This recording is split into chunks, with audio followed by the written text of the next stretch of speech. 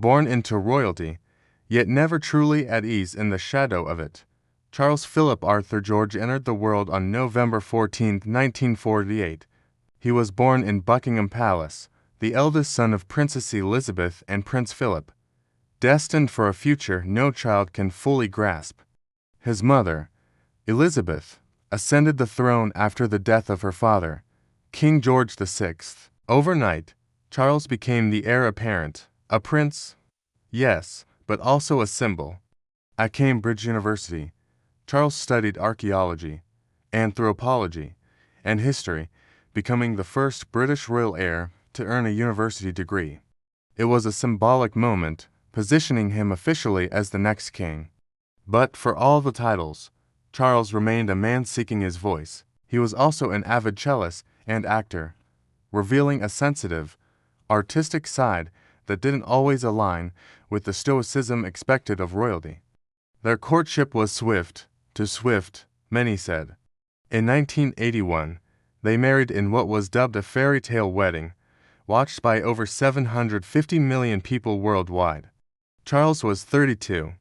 Diana was just 20. From that day on, his every move was observed, every word weighed, every friendship scrutinized. The boy would become a king, but not for many decades to come. But Camilla had been deemed unsuitable for the future king. So, Charles moved forward with Diana, though his heart remained elsewhere.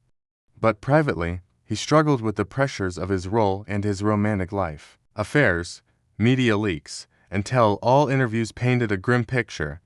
In 1996, Charles and Diana officially divorced. A year later, Diana was tragically killed in a car crash in Paris, but behind palace walls, cracks were forming. Diana felt alone, lost in the vast machinery of the monarchy, and Charles, he was vilified. For years, he was seen as the villain in Diana's story, cold, distant, responsible for her heartache. The public, once skeptical, now looked to him with cautious hope. It honored the past while nodding to the future. Camilla was crowned queen consort beside him, a moment once unimaginable. Charles, too, felt misunderstood. Their incompatibilities widened into a chasm. He supports a slimmed-down monarchy, mindful of the growing public demand for accountability and relevance. As a father, Charles has tried to balance the duties of the crown with the complexities of personal relationships. His life has been one of waiting, watching, and gradually stepping into the role that fate assigned him before he could even walk. He speaks openly about climate urgency, interfaith dialogue, and social cohesion. His leadership is quieter than his mother's, more personal, more human. He is something else entirely, a man who has known grief, failure, ridicule, but perhaps, after all he's been through, he's the king the moment requires, and rebirth, and who now, in his twilight years, carries the crown not with grandiosity, but with humility. And soon, the world would become obsessed with the most dramatic chapter of his life, his relationship with Lady Diana Spencer. But he also faces real challenges, a shifting geopolitical landscape, economic anxieties, and the lingering legacy of Britain's colonial past. When Charles was just 3 years old, his life changed forever. He attended Hill House School in London, then Cheam School and later, the infamous Gordonstoun in Scotland, the same tough boarding school where his father once studied. She became his constant companion, sharing his passions and helping him heal. The rugged conditions and Spartan lifestyle weren't easy. Charles reportedly struggled, calling it a prison sentence, but the experience shaped his resilience.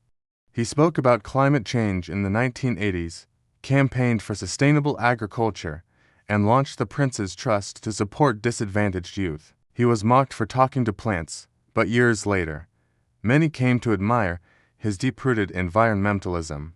His early years were marked by isolation. Unlike previous royals, Charles was sent to school rather than tutored at home. As he grew, so did the expectations. His role evolved from heir-in-waiting to de facto deputy monarch. And then, in September 2022, the moment no one could fully prepare for arrived. Queen Elizabeth II passed away after a historic 70-year reign. In 1969, Queen Elizabeth II formally invested Charles as the Prince of Wales in a grand televised ceremony. In his early adult years, Charles served in the Royal Navy, trained as a pilot, and embarked on royal duties. Charles met Diana in the late 1970s. She was young, beautiful, and from an aristocratic background. From the outside, it was perfect, but the reality was far more complicated.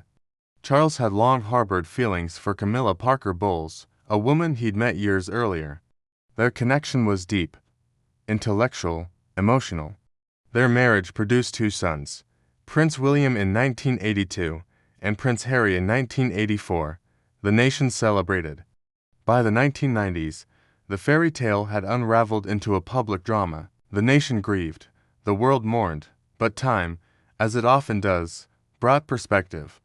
Charles quietly focused on his work, championing causes long before they were fashionable. In 2005, Charles married Camilla Parker Bowles, the woman he had loved for decades. Though controversial at first, the public slowly warmed to her. As Queen Elizabeth II aged, Charles took on more royal duties. At 73, Charles became king. It was the longest wait in British history for a monarch in waiting. And when it finally came, the crown felt both heavy and redemptive. His coronation in May 2023 was both a pageant of tradition and a reflection of a modernizing monarchy. As king, Charles III has embraced continuity and change. He has traveled across the Commonwealth, reassuring nations with Republican leanings that their relationship with Britain is one of respect, not imposition. Closer to home, Charles has dealt with family turbulence, particularly Prince Harry and Meghan Markle's departure from royal duties and their public criticisms. Yet despite everything, the scrutiny, the scandals, the loss, Charles has endured. He is not the charismatic young prince the world once romanticized. To understand King Charles III is to understand a lifetime of contradictions, tradition and reform, public duty and private pain, inherited power and earned respect. He may not have been the king the world expected,